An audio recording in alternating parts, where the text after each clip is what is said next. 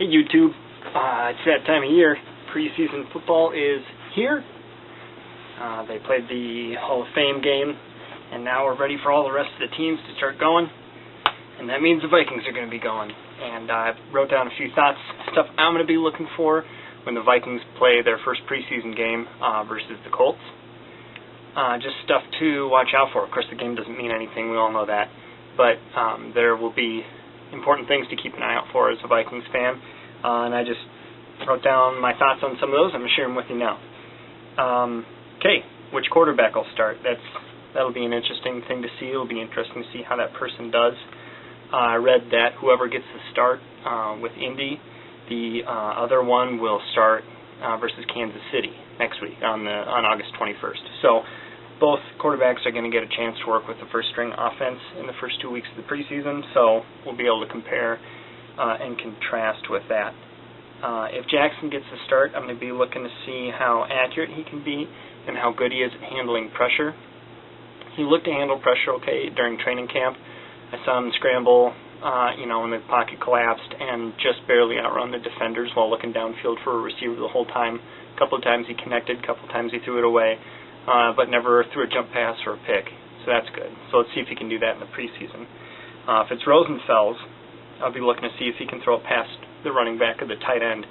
He checks down a lot from what I've seen, and I don't want him hitting Kleinsasser and Schenko and Chester Taylor all the time because he can't find a receiver.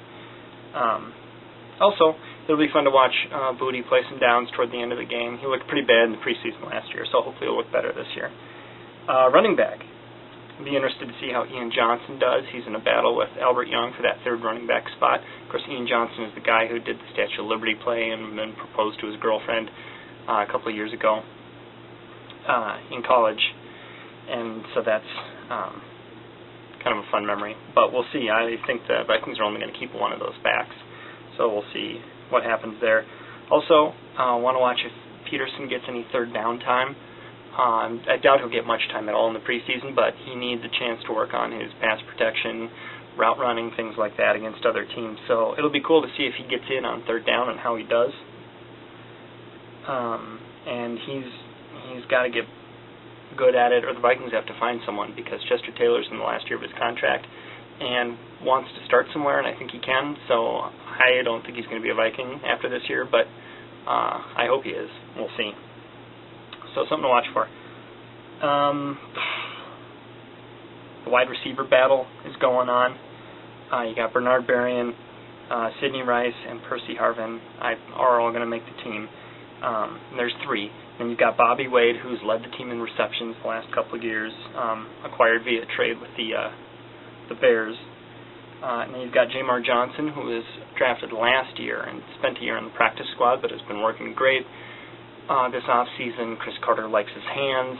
He's a little undersized, but he's gained weight, and he's super-duper fast. So, and apparently he's having a great camp. So he's got a shot to make it.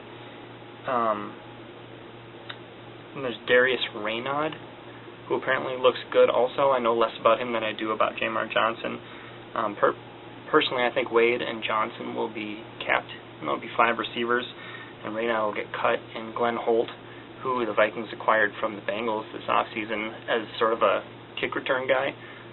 They don't need that anymore. They've got Jamar Johnson's doing good with that. Percy Harvin is in the mix for that.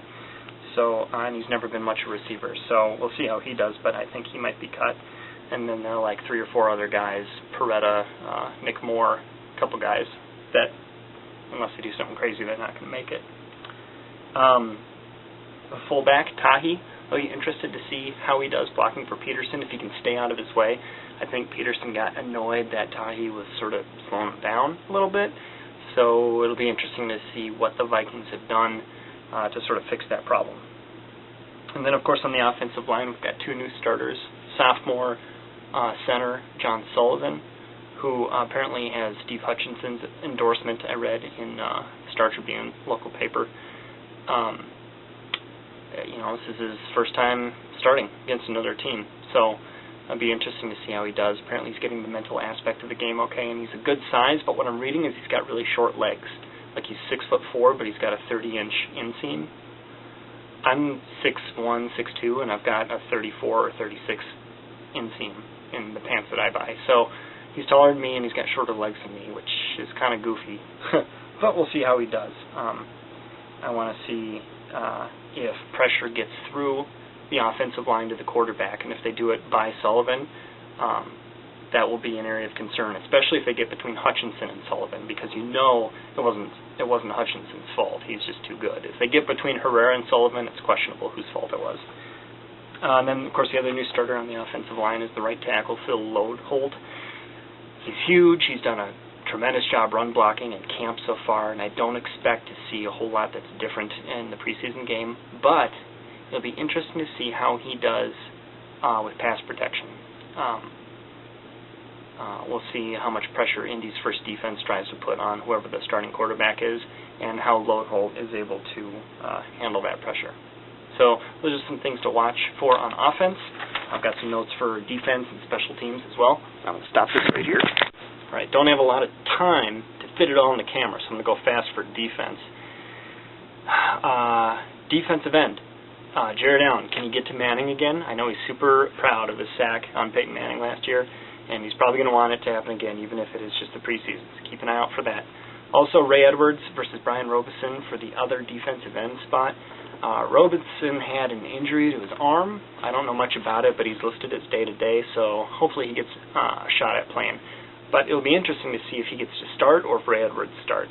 And once the other guy comes in, how they do comparison to each other. Defensive tackles. I want to see Pat Williams pancake Joseph Adai once. That would make me happy. Will Indy's new running back, Dan Brown, get a chance to run against the Williams wall? Also, the backup tackles for Minnesota, Evans, Guion, G-U-I-O-N, and Kennedy. Keep an eye on them, because if the Williams do get suspended, that's who's going to be starting for the Vikings for 4 games, or however long the suspension is. Linebackers. It would be great to have Henderson back. I'll be watching him close. Heath Farwell is good. He's fun to watch in the middle linebacker position, so keep an eye out for him when the second team is on the field. He'll do better than Napoleon Harris, who they had last year. Also, Asher Allen, going to be fun to watch. Well, he's a cornerback. Am I thinking of Jasper Brinkley? Jasper Brinkley is the linebacker that they drafted this year that I want to watch.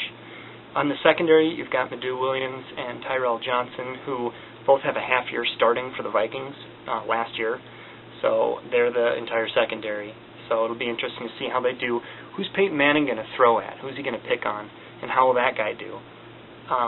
Also, if Minnesota uses a nickel defense, which DB is going to be the nickel guy? It's up between Benny Sapp, Carl Pema, Asher Allen, Marcus McCauley, and a couple others. I'll be interested to see who it is and how he does. It was Benny Sapp last year after Charles Gordon got injured, and he's just a penalty king. So I would like to see Asher Allen win the job, but we'll see what happens.